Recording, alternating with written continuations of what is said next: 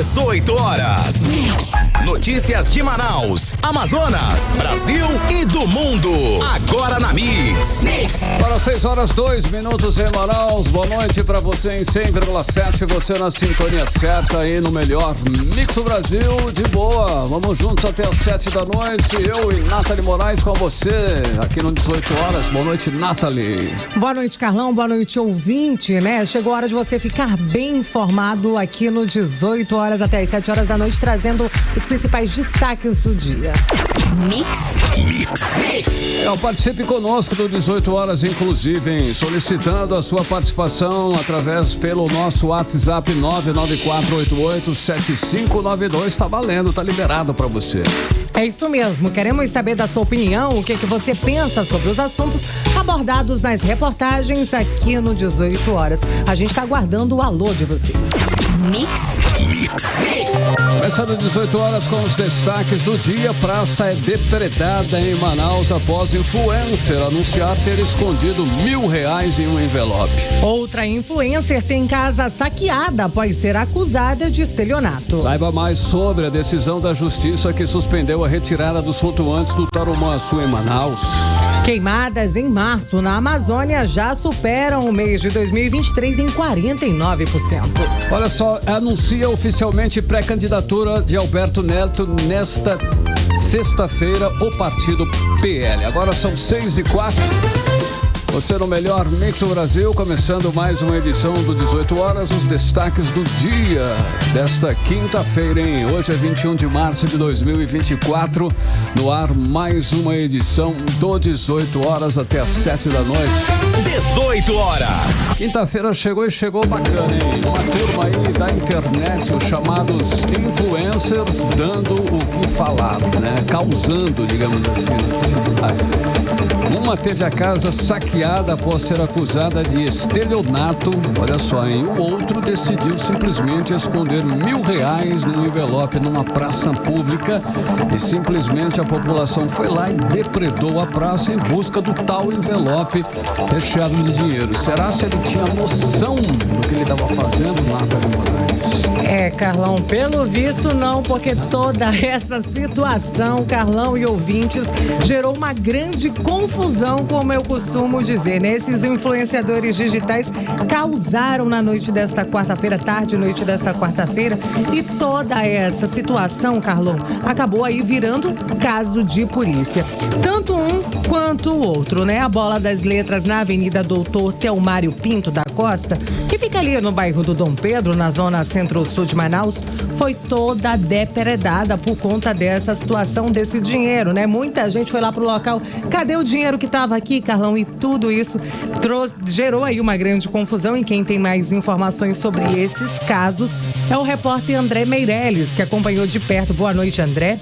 Até o cachorro da influenciadora digital foi roubado e o responsável pela ação que levou à depredação da praça foi preso. Conta pra gente os detalhes desses dois casos. Seja bem-vindo, boa noite.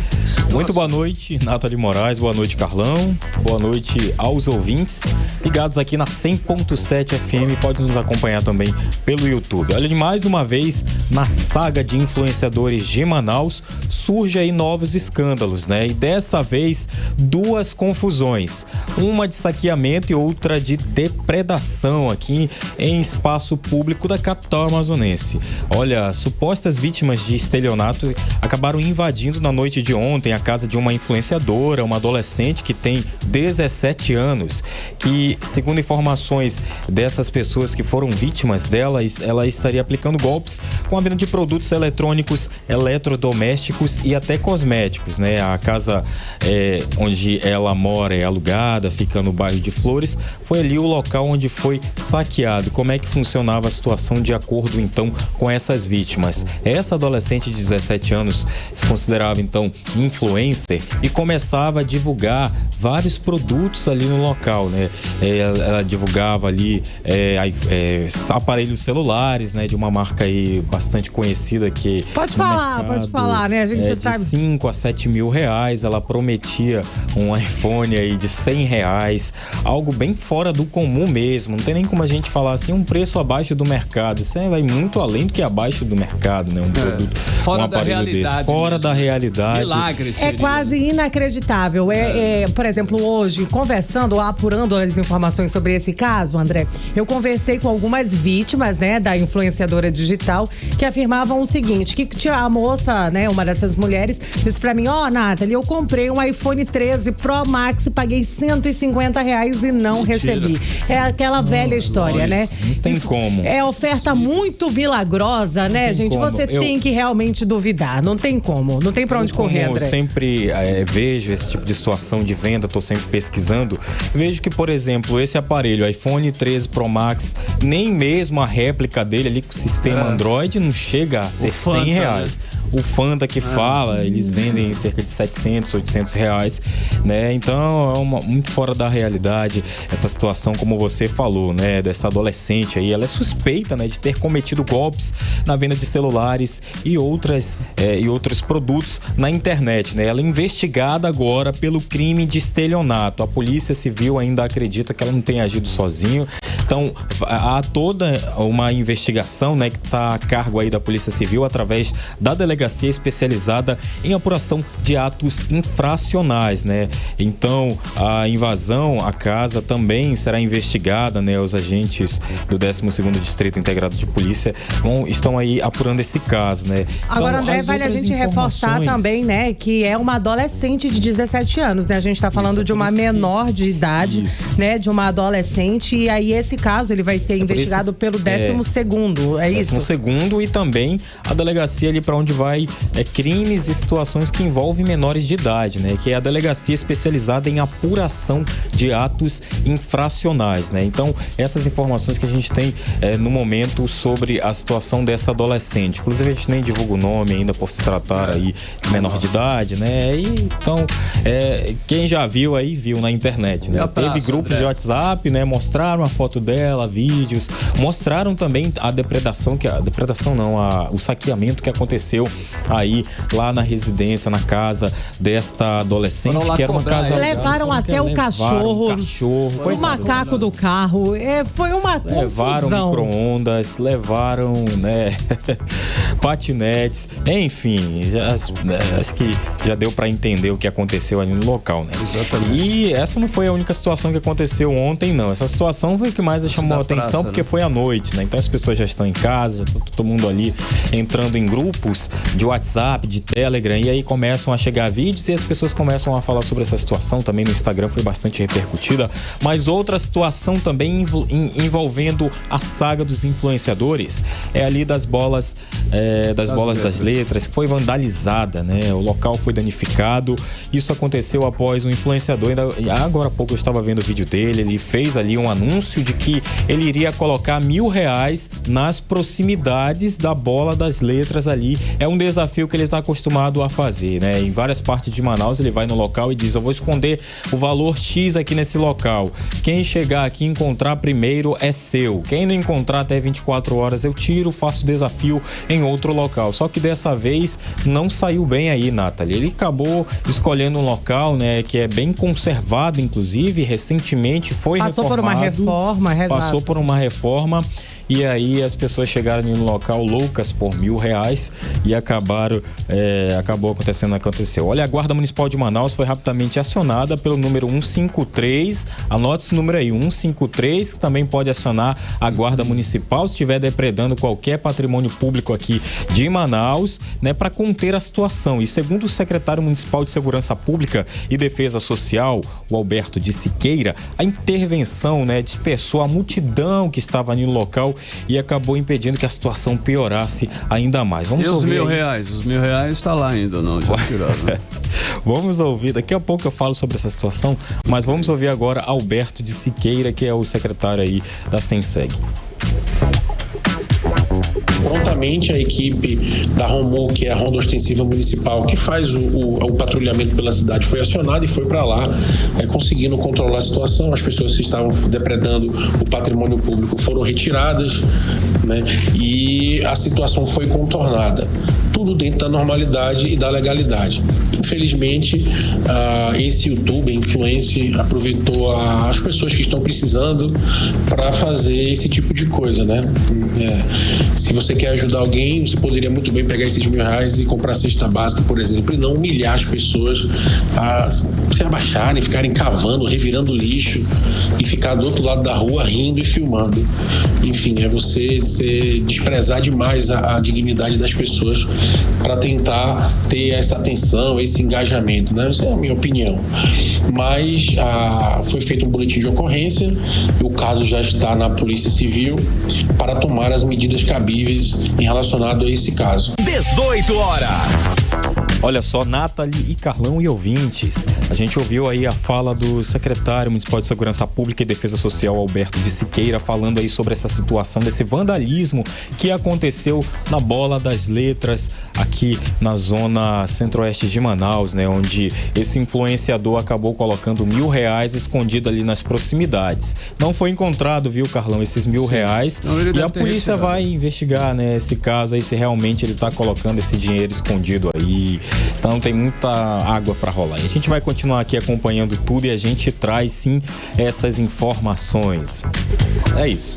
André, é muita falta de noção, né? Pessoal sem noção, né? O influenciador para coisa boa se tem poucos, né? E a maioria realmente está fazendo besteira, para não dizer outra coisa, né? Na verdade tem muitos que se dizem influenciadores aqui em Manaus, né? Mas é isso. Fazendo besteira, né? Influenciando do quê? Alguns resolvem fazer besteiras e por exemplo, outros você vê resolvem muito influenciar. Influenciando pessoas, por exemplo, a jogarem um tigrinho, né, no site de apostas. Tem bastante. Agora, é um dos casos que a gente traz, porque outros casos aí de influenciadores que se deram mal, foram presos aí pela polícia. Então, quer dizer, tem influenciadores, esses influencers aí, parece que eles estão indo por um caminho meio esquisito aí, né?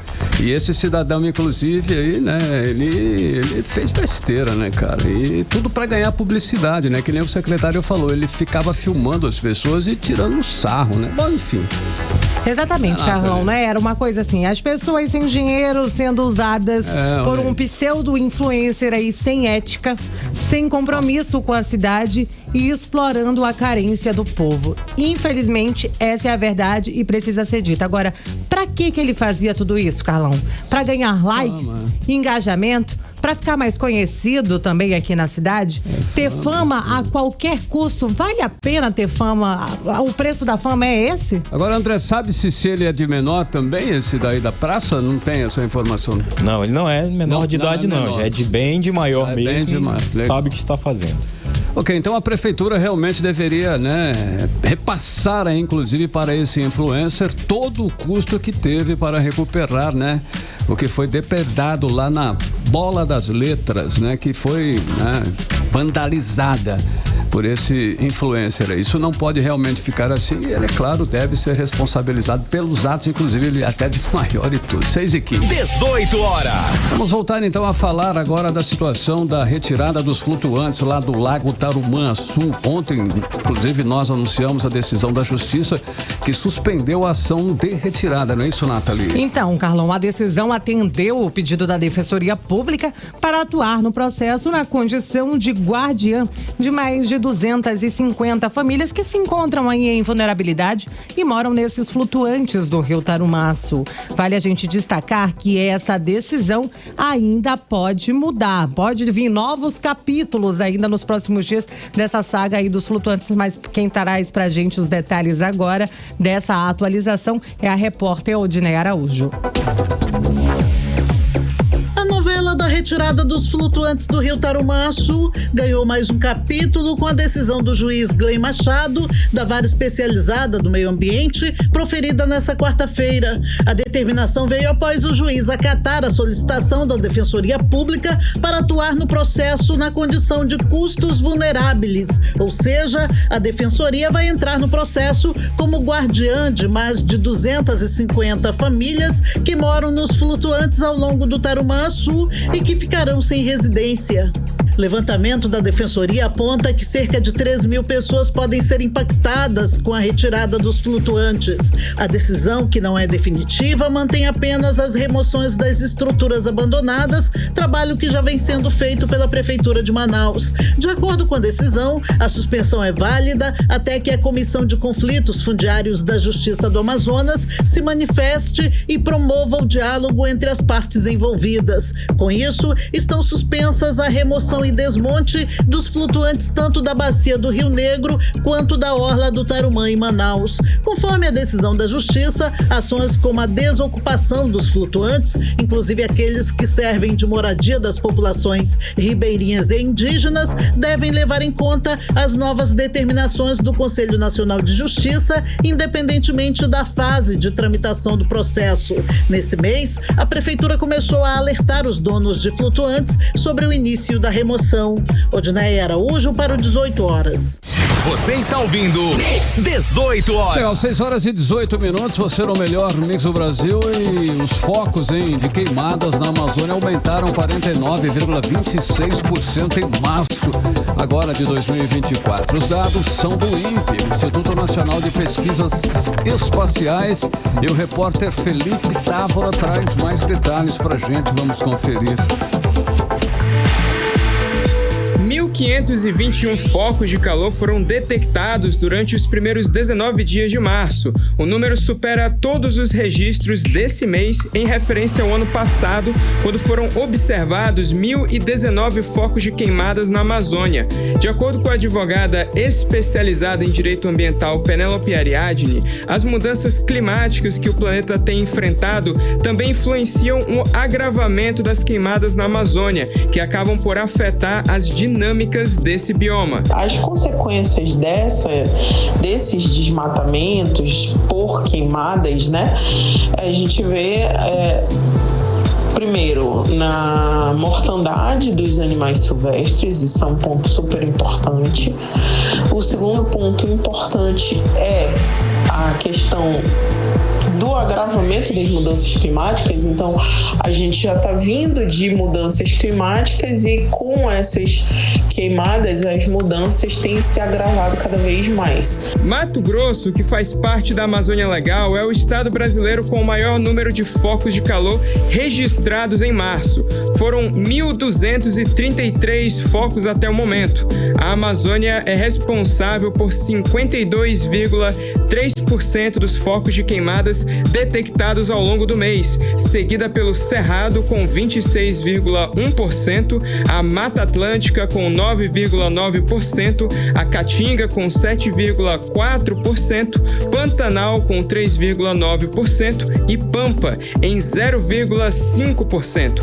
O coordenador da ONG Projeto Saúde e Alegria e membro da coordenação do Observatório do Clima, Caetano Scanavino, afirmou que o fenômeno climático El Niño influenciou os registros de queimadas na Amazônia ocorridos em 2023 e 2024. É preciso a gente analisar o conjunto da obra e, sob esse aspecto, se a gente comparar com aquele período de crescimento progressivo do desmatamento da Amazônia entre 2019 e 2022, a gente já vê uma redução a partir de 2023 e a gente espera que assim continue 2024, 2025, 2026, para que o governo, juntamente com a mobilização da sociedade, consiga atingir a meta de zerar o desmatamento na Amazônia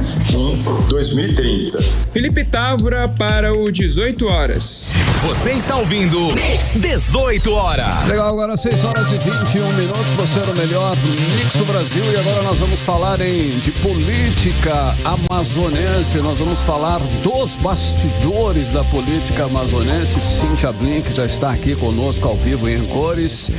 Olha só, Cíntia, o PL lança amanhã, sexta-feira, oficialmente, que nós já antecipamos, inclusive, aqui já há algum tempo, a pré-candidatura do deputado federal Capitão Alberto Neto à Prefeitura de Manaus. Agora, o que a gente ainda não sabe, que nem, diz o outro, não sabemos também se o vice, né, vai aparecer agora, hein, Cíntia? Essa é a pergunta.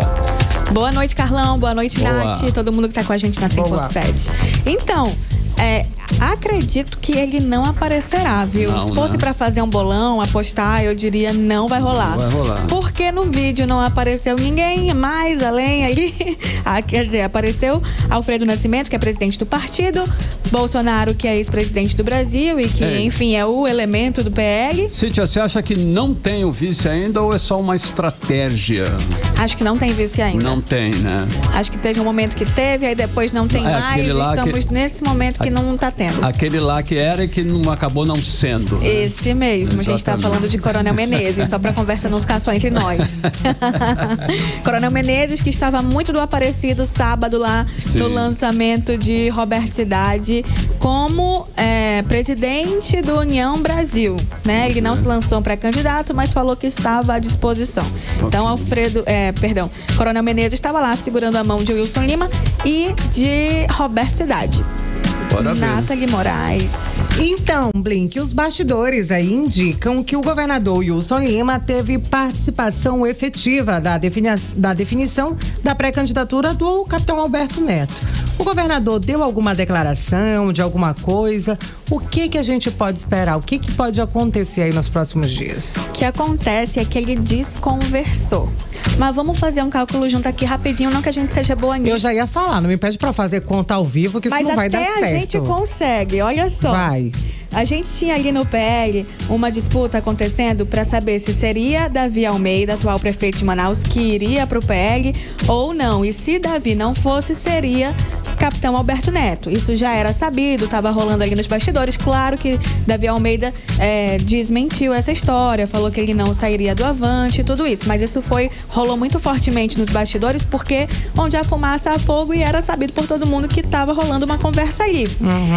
Mas não seria muito interessante ter Davi Almeida no PL, porque ele realmente iria desfazer a chapa de capitão Alberto Neto e ele sairia numa vantagem ali, inclusive para 2026, porque aí Davi pode vir a ser governador, ele estando prefeito de novo, né? Ele ganha um espaço muito bom para conseguir votos para ser eleito governador mais lá na frente.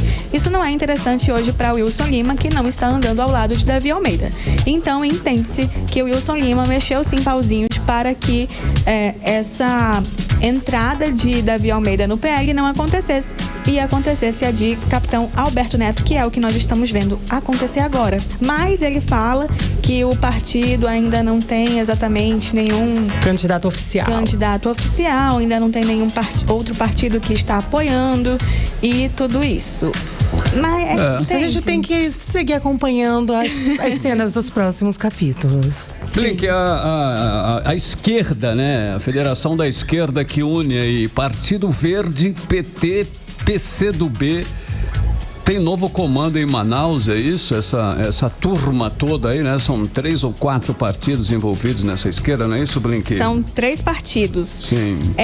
Então, o que acontece? Cada ano tem uma rodada. Ano passado era o Sinésio, que é do PT.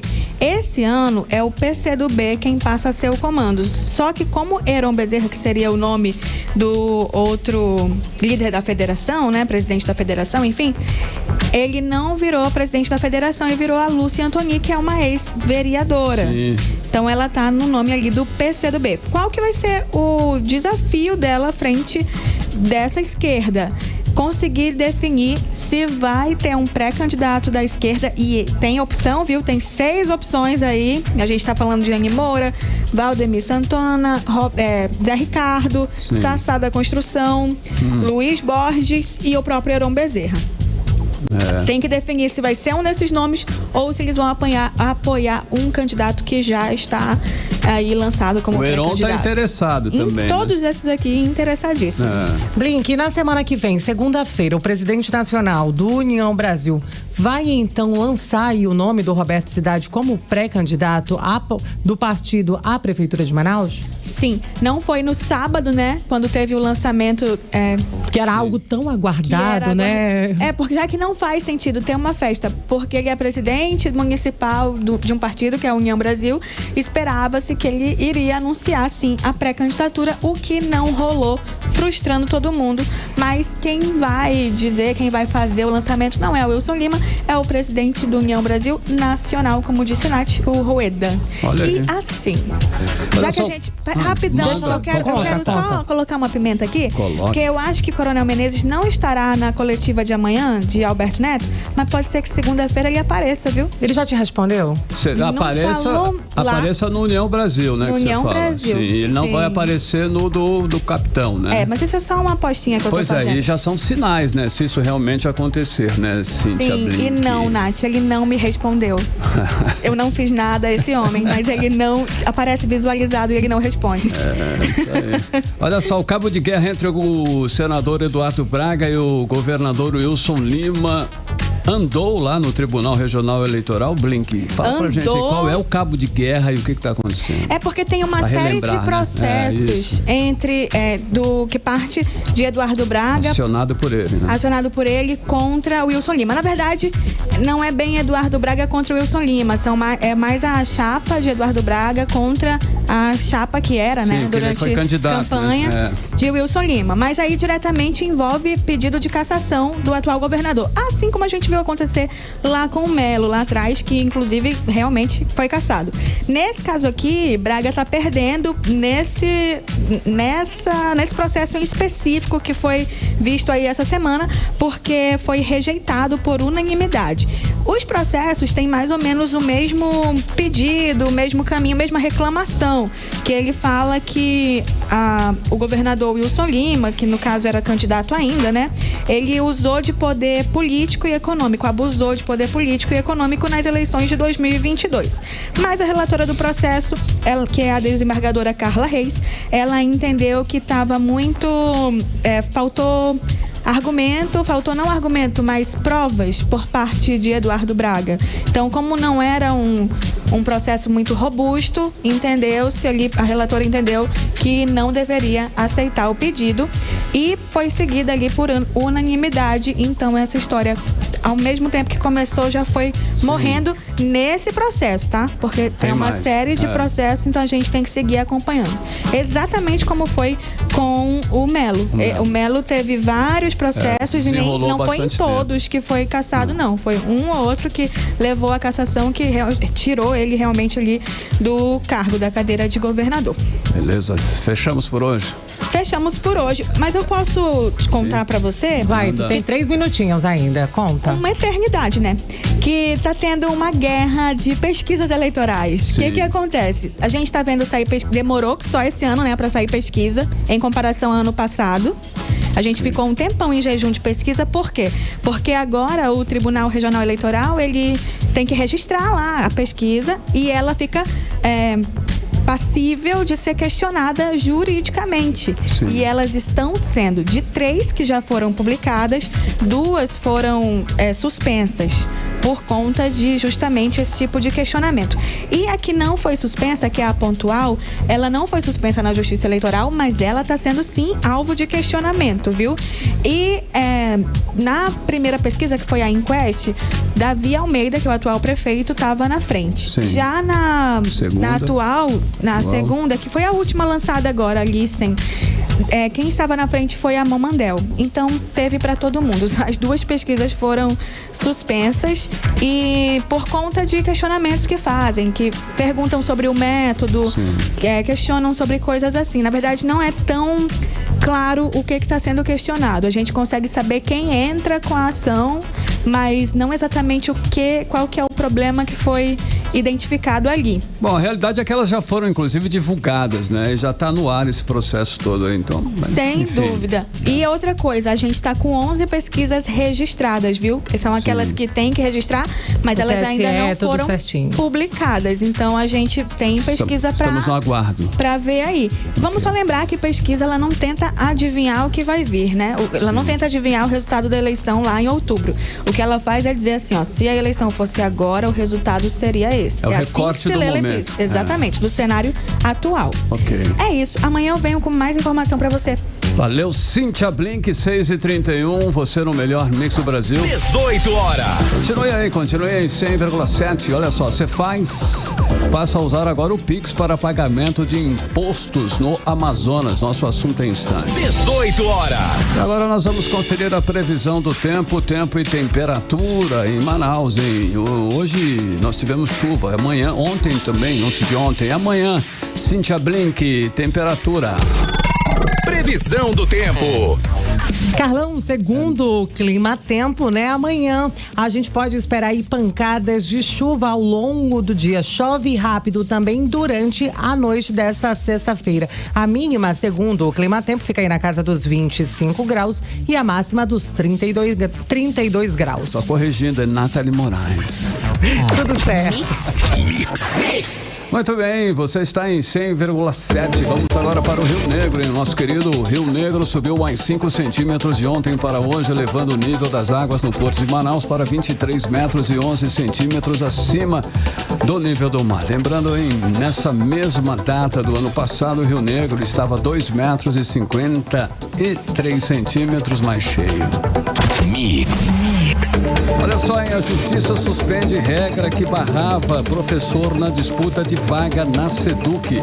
A decisão foi contra edital do governo do estado de dezembro do ano passado, que impedia professores que já prestaram serviços para a SEDUC de participarem de novos projetos. Esses trabalhadores iriam compor uma lista que só seria avaliada se não tivesse mais ninguém para compor essas vagas, Carlão. Mas quem traz pra gente os detalhes agora sobre esse assunto é a repórter Odiné Araújo. O juiz Rony Frank Torres Stone, da primeira vara da Fazenda Pública do Amazonas, determinou nesta quarta-feira que a SEDUC, Secretaria de Educação do Estado, elabore no prazo de 10 dias uma lista classificatória única com todos os concorrentes do edital número 01/2023-2024, que visa contratar professor temporário para a rede pública de ensino. O magistrado atendeu o pedido do Asprom Sindical, o Sindicato dos Professores e Pedagogos das Escolas Públicas de Manaus, que alegou que a regra eliminava candidatos que estão prestes a encerrar o intervalo previsto na lei. Publicado em dezembro de 2023, o edital estabelecia que no momento da inscrição, o professor deveria informar se teve vínculo com o Estado nos últimos 12 meses em cadastro reserva. Caso tivesse vínculo, o profissional seria colocado em um cadastro reserva. Detalhe, esse cadastro, porém, a SEDUC só recorreria se não houvesse mais candidato suficiente na disputa de vagas.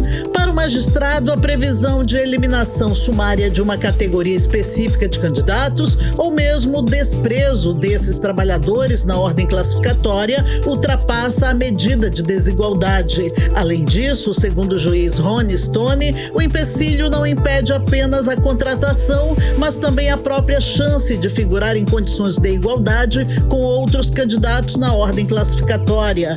Para o coordenador jurídico do Asprom Sindical, Lambert Melo, a decisão da Justiça dá oportunidade igualitária a todos. Agora o processo vai ter que ser revisto, vai ter que ser feito novamente, porque o juiz determinou que todos os professores que se inscreveram, que estavam nessas condições de ter um contrato já em vigor, ou ter tido um contrato que esteve em vigor por menos de 12 meses, que tenha sido encerrado, eles também vão ter que ser avaliados, eles vão ter condições de disputar as vagas em condições de igualdade com todos os outros. É claro que nós sabemos que a SEDUC vai recorrer, mas enquanto não sair a decisão do recurso, vai estar valendo essa, e a SEDUC vai ter que cumprir. Odiné Araújo para o 18 horas. Você está ouvindo 18 horas. Legal, 6h36. Olha só, em atenção, beneficiários do Bolsa Família de Manaus estão recebendo falso SMS. Inclusive é uma tentativa de golpe, fique atento. O alerta é da Prefeitura de Manaus. Vamos saber mais detalhes sobre esse esquema aí na reportagem de Felipe Távora. De acordo com o alerta da Prefeitura de Manaus, as mensagens solicitam que as pessoas cliquem em um link para realizar uma suposta atualização cadastral do programa. Os textos afirmam querer evitar a suspensão do benefício. As mensagens não têm relação com Bolsa Família. São uma tentativa de golpe para capturar informações pessoais e financeiras dos beneficiários. O advogado em direito digital na Amazônia, Aldo Evangelista, afirma que é preciso desconfiar dos links e SMS recebidos em e-mail e aplicativos de mensagem. Seja proativo, procure diretamente as pessoas da prefeitura onde você reside para atualizar e saber mais informações sobre o Bolsa Família. E se você for vítima dessa fraude, desse golpe envolvendo o Bolsa Família, corra e faça seu boletim de ocorrência, até porque isso é crime. Essa fraude digital existe, o crime onde a pena é de 4 a 8 anos, e também procure um advogado caso seja necessário para entrar com ação de indenização e ressarcir seus danos. O Ministério da Cidadania é responsável pelo programa e reforça que não realiza atualizações ou solicitações de dados por meio de mensagens de texto ou e-mails. Qualquer atualização cadastral ou solicitação de informações por parte do programa Bolsa Família é realizada exclusivamente por meio dos canais oficiais de comunicação do Governo Federal, como o aplicativo oficial, o site do Ministério da Cidadania ou os Centros de Referência de Assistência Social, o CRAS. Felipe Távora para o 18 horas.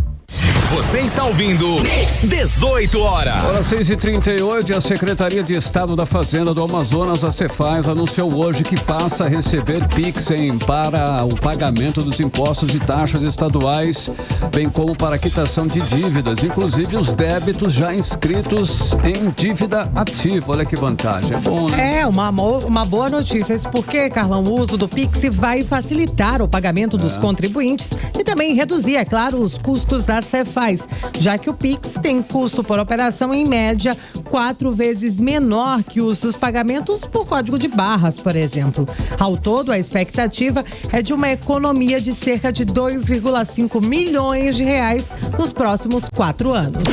Mix. Olha, um soldado do Exército Brasileiro está sendo investigado por mortes em série. Maxon Oliveira da Costa, de 21 anos, confessou ter assassinado Angélica Oliveira Nascimento, de 31 anos, e Fabiano Mendes da Silva, de 20 anos, como legítima defesa. Segundo a polícia, Carlão e ouvintes, as vítimas trabalhavam como garotas de programa e foram mortas por asfixia. O repórter André Meirelles tem mais informações.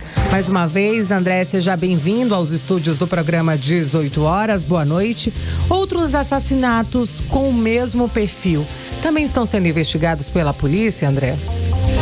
Muito boa noite mais uma vez, Nathalie, Carlão e todos que nos acompanham. Você que está chegando agora aqui na 100.7. Olha, a delegada Marília Campelo, que coordena o núcleo de combate ao feminicídio, afirma que o suspeito já confessou 2 mortes, isso durante o depoimento que ele deu. Uma dessas confissões é referente à morte dessa jovem, a Fabiane Mendes, de apenas 20 anos, que no dia do crime ali estava acompanhada do militar, que tem apenas 21 anos. O segundo crime, confesso, foi o de Angélica, que aparentemente, possuía uma relação recorrente com o suspeito, isso segundo a delegada, o perfil das vítimas, aí tem o delegado, segundo o delegado Ricardo Cunha, que é o delegado da Delegacia Especializada em Homicídios e Sequestros, ele afirma que as vítimas do militar têm um padrão, que ele procurava aí. Em ambos os casos, as vítimas eram mulheres que realizavam aí esses encontros mediante ao pagamento, Ela cobrava ali uma certa quantia e aí faria esse serviço com ele, No modus operandi do suspeito, estes abordavam as vítimas por meio de um aplicativo de mensagem onde montavam um perfil falso para os encontros. O militar, ele então evitava, usar o próprio carro, recorrendo a outros carros por aplicativos, Isso que ele fazia. Ele deixava de usar o próprio carro dele e acabava solicitando sido uma corrida por aplicativo, né? E essas características das jovens e a forma como foram encontradas mortas, a polícia já iniciou uma investigação para rastrear outras possíveis vítimas, né? Então essa investigação está sendo feita pela Delegacia Especializada em Homicídios e Sequestros aqui na cidade de Manaus, que é a delegacia para onde vai todos os casos de homicídios, ou seja, de assassinatos, né? De uma pessoa que é suspeita de ter matado outra ou outras pessoas, como é no caso desse militar aí que está sendo investigado. No primeiro momento era uma morte de uma garota de programa e agora mais uma, e aí também a polícia suspeita que ele pode ter cometido crime também contra outras garotas de programa. Seria um serial killer, então, seria, né? Seria considerado praticamente um serial killer. Então as investigações vão apontar se de fato aí ele matou várias mulheres, principalmente como a polícia falou, né? O segmento era garotas de programa. Típico de serial killer mesmo, E né? sempre com as mesmas características, né? A jovem aí de 20 anos, por exemplo, foi encontrada com a camisa ali em volta do pescoço e a jovem anterior da mesma forma. Então, ele agia dessa forma, né, André? Ele agia então dessa forma. A gente agora muda de assunto aqui para uma outra, aqui nesse giro policial, para uma outra informação rápida, né?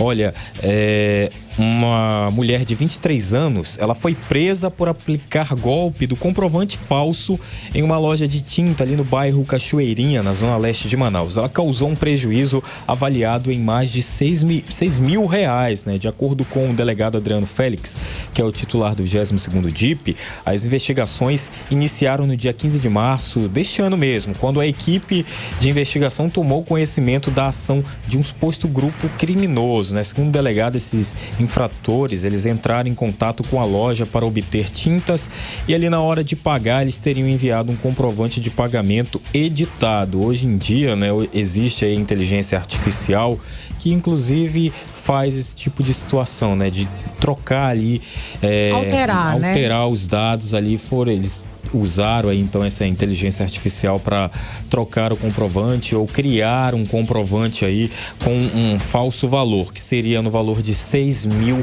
reais, então enviou esse comprovante. Essa mulher foi presa e, claro, ela vai ficar à disposição da justiça, não mais da polícia, né? A polícia já fez a parte, prendeu, agora a justiça vai decidir se vai manter ela ali presa ou se vai soltar ela. É isso. Ok, André Meirelles, 6h43, você no melhor mix do Brasil. 18 horas. Agora nós vamos para Brasília, em os bastidores da política lá em Brasília, o que está acontecendo na capital federal. Vamos com o nosso correspondente Carlos Eduardo Matos, o Cadu. Olha só, Cadu, o projeto de lei das saidinhas, hein? Finalmente, será? Vai dar certo? Foi aprovado ontem pela Câmara dos Deputados. Cadu, o que falta agora?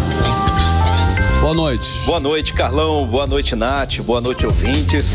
Carlão, a votação desse projeto foi nominal, viu? A votação foi simbólica, na verdade. Ou seja, foi feito um acordo entre os partidos, inclusive os da base do governo, para aprovar essa matéria, o PL da saidinha, sem precisar que os deputados colocassem o dedinho na biometria e deixassem lá o seu voto registrado. Então, resumindo, Carlão, foi um acordo, na verdade, entre o governo, Centrão e a oposição para tocar em frente esse PL da saidinha, que já chegou à mesa do presidente Lula. Como parte do rito, em caso de projeto de lei, o Congresso aprova, o presidente da República sanciona, mas o presidente também pode vetar a matéria, o texto inteiro ou parte dele. E a pressão está justamente aí, Carlão. O governo Lula atravessa um momento muito difícil, né, de queda livre da popularidade do presidente da República, e esse projeto, Carlão, da saidinha tem um apelo popular muito forte. Esse projeto praticamente acaba com a saída temporária dos presos, né? Saidinha, meu amigo, muita gente não concorda. Só concorda o pessoal da área de direitos humanos, familiares de presos, né? Que revê seus parentes aí, que estão enjaulados ali a um determinado dia das mães, dia dos pais, Natal, Ano Novo, eles saem, né? E aí, mas tem aquele lado que muitos não voltam, né? Cometem assaltos, cometem outros delitos, inclusive homicídios, enquanto estão fora. Então, diante desse cenário, Carlão, será que Lula, em meio a essa crise de popularidade que ele está vivendo, vai vetar esse projeto?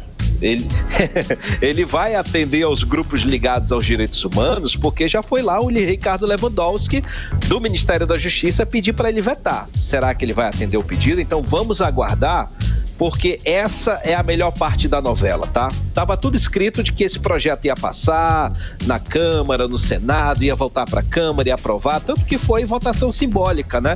Acordão passou. Agora a questão tá lá com Lula. Agora, Carlão, ontem também na Câmara foi aprovada a nova reforma do ensino médio. É o novo do novo ensino médio, né? Porque já era novo, agora tem o novo. Sim. Nessa matéria, Carlão, o governo venceu, porque prevaleceu a proposta do Ministério da Educação. O destaque é a carga temporária da formação básica, que aumenta de 1.800 horas para 2.400 horas. As matérias complementares passam a ter carga mínima de 600 horas, fechando aí, portanto, 3.000 horas de carga horária total do ensino médio. Então o projeto segue para o Senado, que como casa revisora, né, ela deve colocar a bola no chão, fazer uma análise mais criteriosa, mais apurada, sob o olhar dos estados, no caso das secretarias de educação. Então, até porque, Carlão, esse projeto foi votado muito assodadamente, né, de forma muito apressada, muito correria, porque o calendário nesse período agora está muito apertado. Inclusive teve sessão hoje, teve votação, diante de falta de acordo, tiveram que encerrar a sessão, estão tentando passar o trator e ontem votaram muitos projetos importantes, inclusive esse do novo ensino médio, que deveria ter uma votação mais criteriosa, uma discussão uma abordagem mais ampla, né? Um debate mais amplo, e não aconteceu. Então, no Senado, a relatoria dessa matéria vai ficar, já foi definido, com a senadora Dorinha Seabra, que é do estado do Tocantins. Ela é professora, tem uma relação próxima com o governo Lula, tem ajudado o governo a aprovar pautas importantes na área da educação, como o Fundeb, enfim. Então, é provável que no Senado essa matéria passe também, mas tem uma apuração, uma análise mais criteriosa. Carlão e Nath. Oi, Cadu. Oi, querida. Conta pra gente, Cadu, como é que ficou essa guerra aí pelo comando do União Brasil? Quem saiu vitorioso? Ô, Nath, o Partido União Brasil foi manchete essa semana inteira, né? Por causa da briga pela presidência do partido, que o União Brasil é hoje a terceira maior bancada da Câmara. São 59 cadeiras. Só perde pro PT e pro PL. Existe, como você disse aí, uma guerra entre o deputado Luciano Bivar, que comandou o partido desde quando ele foi criado, a partir da fusão entre o DEM e o PSL, e o advogado Antônio Rueda, que era o ex-secretário do partido, né? Então, eles são rivais, Nath. E cada um lidera um grupo, né, que está brigando entre si, dentro do partido. O governador Wilson Lima e os deputados Saulo Viana, Paulderney Avelino, do Amazonas, né, eles fazem parte do grupo de Antônio Rueda. E respondendo também a sua pergunta, o Antônio Rueda saiu vitorioso, viu? O Luciano Bivar foi oficialmente afastado da presidência do União Brasil e agora ele é alvo de uma ação de expulsão do partido. Ação movida por Paulderney Avelino, viu? Isso aí já era esperado? Já era esperado. Ele tava com a faca no pescoço aqui. O Antônio Rueda foi difícil. Por quê? A briga tá lá atrás, Nath. O DEM e o PSL, eles se fundiram para abrigar Jair Bolsonaro. Então, houve esse acordo, porque havia muito deputado bolsonarista nos dois partidos, decidiram fundir. E aí, por influência ou não de Luciano Bivar, o Bolsonaro foi pro PL, né? E aí o partido ficou meio que flutuando, então ficou meio naquele ostracismo, virou um centrão, mais do mesmo do centrão. E aí a briga tá aí, por falta de habilidade política de Luciano Bivar, houve uma divisão, um racha no partido. E tudo indica, Nath, que não tem santo nessa história não, viu? O Luciano Bivar, ele trancava o escritório do partido pro Rueda não entrar. Eita. 2 casas do Rueda foram incendiadas lá em Pernambuco. Bagunça. Virou caso de polícia, né? Totalmente. O Bivar, ele acusa a esposa do Rueda de roubar o dinheiro que estava no cofre dele. Enfim, é briga de ex-brother, né? Então, a gente só fica assistindo. Agora, mas essa manobra do União Brasil, por isso que a gente quer destacar esse ponto, para deixar toda essa briga aí, é para alinhar o partido, União Brasil, deixá-lo pronto para fazer uma federação com o Partido Progressistas, o PP. O Antônio Rueda está aguardando acabar esse período da janela partidária, né, para formalizar essa federação. Se isso acontecer, Nath, o PP e União Brasil vão juntos aí ter 109 deputados. Boa. Vai superar o PT e o PL, que são os dois maiores partidos. E sendo a maior bancada, o PP e União Brasil vão ter o cacife para decidir quem vai ser o próximo presidente da Câmara no ano que vem, 2025. E há um plano ousado, viu, Carlão e Nath, de lançar o governador de Goiás, o Ronaldo Caiado, para disputar a presidência da República em 2026, já que as chances do Caiadão suceder o Bolsonaro são bem pequenas. Então é provável que essa federação zona aí vai abrigar e vai sozinha colocar aí o Caiadão na pista. Nath, Carlão. Beleza, Cadu, valeu. Já, gente, eu tinha 3 notas rápidas aqui. Meu Deus. Você tem que aumentar meu tempo, meu amigo. Você fala com o chefe da produção, o editor-chefe do jornal. Ele não deixa, já vi que ele não deixa. Valeu, meu querido Cadu. Tchau, tchau. Grande abraço, tchau. 18 horas. Agora 6 horas e 52 minutos. Você no melhor Mix do Brasil. Continue aí, hein? Continue aí. 100,7. Daqui a pouquinho nós vamos conferir os indicadores econômicos para você, hein? Fique ligado. Mix. Agora tempo e temperatura, conferindo previsão do tempo para hoje, né? A noite de hoje, noite de quinta-feira, com ela, Nathalie Moraes. Previsão do tempo. Olha, Carlão, o clima-tempo promete mais uma noite chuvosa aqui na capital amazonense. Isso porque a chuva pode chegar a qualquer hora depois das 8 horas da noite, segundo o clima-tempo. A mínima fica aí na casa dos 24 graus e a máxima na casa dos 28 graus. Mix. Economia. Legal, 6 horas e 53 minutos. Vamos aos indicadores econômicos de hoje. O dólar fechou em alta de 0,09%, cotado a R$ 4,97. O euro também fechou em baixa de 0,48%, cotado a R$ 5,40. Já o Bitcoin, Carlão, fechou em baixa de 1,2% aos R$ 327.971. E o Ibovespa fechou em baixa de 0,8% aos 128.092 pontos. Mix. Olha, acordar de manhã, colocar o café na xícara e ter um pão francês ali, né, tostando para acompanhar é rotina de muitos amazonenses, inclusive.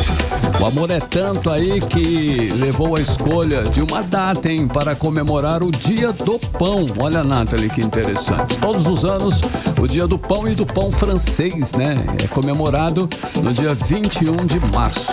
Olha, Carlão, eu te confesso hoje, né? que eu adoro comer pão. Também. Se eu pudesse, assim, comeria em todas as refeições. Eu prefiro de fermentação natural, mas o pão francês é uma delícia. É realmente sensacional. Um x-caboquinho ali com aquela manteiga derretendo, o tucumanzinho dentro, é sensacional. E aí, Carlão, tudo isso mostra, né, que segundo a Associação Amazonense da Indústria de Panificação e Confeitaria, só o Manauara consome, em média, 31 quilos de pão por ano por pessoa. E quem tem os detalhes sobre esse dia do pãozinho francês é o repórter Rodrigo Soares. O pão francês é o alimento preferido de muita gente. Seja com manteiga, queijo, ovos, tucumã ou na chapa, o pão francês tem um espaço especial na mesa do amazonense. De acordo com a Associação Brasileira da Indústria de Panificação e Confeitaria, o brasileiro consome em média 31 quilos desse alimento por ano, o que representa cerca de 2,3 milhões de toneladas. Embora tenha o nome de pão francês, ele não existe na França. Já no Brasil, dependendo da região, recebe diferentes apelidos como pão da massa grossa, pão de sal, carioquinha, careca, dentre outros. Existem indícios que levam à origem do pão francês no período colonial no Rio de Janeiro, com a chegada da corte de Dom João VI. A farinha branca importada, até então disponível para os mais ricos, possibilitou a criação do pão que se popularizou no século XX, impulsionado pela produção nacional de farinha. O padeiro Tony Santos trabalha no ramo há 17 anos e conta que fazer pão é uma arte. Depois que a gente apronta tudo, coloca na macieira, faz todo o processo, a macieira vai pro cilindro, a massa, e quando tira a gente já vem com fermentação. Do cilindro a gente leva pra mesa, vai pra divisora, dividir os pedaços do pão e em seguida vai pra modeladora, para modelar o pãozinho nosso de cada dia. No Brasil, O pão francês é um alimento indispensável, sendo consumido no café da manhã, lanches e acompanhando refeições principais. A professora Franciane Araújo afirma que reduziu o consumo por causa de um processo de emagrecimento, mas sempre que pode, faz questão de saborear o produto. Me relembra aquele momento do lanche da tarde. Então hoje, como eu comprei um tucumã, aí eu resolvi vir comprar o pão para degustar com a minha filha. Mas calma. A nutricionista Nayara Queiroz explica que o pão francês não é um vilão. E é um alimento que é rico em nutrientes, como vitamina A e cálcio. E ele caiu nessa vilania porque o carboidrato, o nutriente carboidrato, ele foi vilão porque ele interrompe alguns objetivos do emagrecimento, mas quando consumido em excesso. Nos 5 primeiros meses de 2023, a indústria de panificação e confeitaria faturou mais de 58 bilhões de reais, um aumento de mais de 7,18 bilhões de reais em comparação com o mesmo período do ano anterior. Rodrigo Soares para o 18 horas. Você está ouvindo 18 horas. Olha, a edição de 2024 do programa Bolsa Idiomas abre inscrições na próxima terça-feira, dia 26 de março. Maiores detalhes vamos conferir com Rodrigo Soares. O lançamento do edital do processo seletivo do programa Bolsa Idiomas 2024 aconteceu na manhã de hoje no Centro de Cooperação da cidade, na zona centro-sul de Manaus. Segundo o diretor-geral da Escola de Serviço Público Municipal e Inclusão Socioeducacional, Júnior Nunes, este ano o programa vai disponibilizar 38.264 vagas para cursos de língua estrangeira que variam entre integral, 75% e 50% do valor da mensalidade em 16 instituições de ensino. Vou passar os dados aqui desse Bolsa Idiomas 2024, que é muito importante para a gente. 38.264 bolsas, sendo 36.921 de ampla concorrência e 1.343 reservados a PCDs. São 180 bolsas de 100%, 6.265 bolsas de 75% e 32.179 bolsas de 50%. As inscrições serão abertas no dia 26 de março até o dia 1º de abril no site portalesp.manaus.am.gov.br. Poderão concorrer ao benefício estudantes a partir dos 10 anos residentes em Manaus. Segundo a legislação do programa, é necessário estar cursando ou ter concluído o ensino fundamental, ter renda não superior a 2 salários mínimos e meio, o que em valores atuais equivale a R$ 3.530, e não ser beneficiário de programa similar mantido pelo poder público, como explica o diretor Júnior Nunes. Nós temos aqui 16 instituições que vão participar do Bolsa Idiomas 2024. São 7 idiomas: inglês, espanhol, alemão, francês, italiano, japonês e mandarim. As inscrições começam no dia 26 e vão até o dia 1º. São 6 dias, é importante. O edital vai ser lançado no Diário Oficial do Município hoje à noite. É importante que as pessoas leiam o edital, vejam as regras. A gente bateu o maior recorde de 2023, quando a gente baixou a idade para 10 anos. Maior procura, maior número de matriculados também. E nesse 2024 não será diferente. Nesses 3 anos e 3 meses, tudo que a gente buscou fazer, buscando a maior excelência possível, consequentemente mudando a história e a vida de muita gente, que a gente sabe que a educação é para isso, que a educação transforma, que a educação muda a vida. Rodrigo Soares para o 18 horas. Você está ouvindo 18 horas. E agora, às 7 horas em ponto, vamos direto para o editorial 18 horas. Editorial 18 horas. Olha, os postos de abastecimento da região norte continuam liderando o ranking no maior preço médio para a gasolina, álcool e diesel. Os dados são do Índice de Preço Enright Ticket Log, levantamento que consolida o comportamento de preços das transações nos postos em todo o país. O Amazonas registrou a maior alta de 3,02% no preço da gasolina, com o litro a média de R$ 6,15 no início do mês de março. As autoridades precisam explicar esses números para a população. Afinal, a região e o estado têm uma das menores rendas per capita do país. Isso torna ainda pior a situação da maioria dos consumidores, com destaque para os que usam veículos para tocar os seus negócios e principalmente para os que sofrem com os aumentos de preços do transporte e de produtos no interior do estado. 18 horas. Hora 7:01, Nath, boa noite. Boa noite, até amanhã. Até amanhã. Você ouviu 18 horas. As notícias do Brasil e do mundo. De volta amanhã.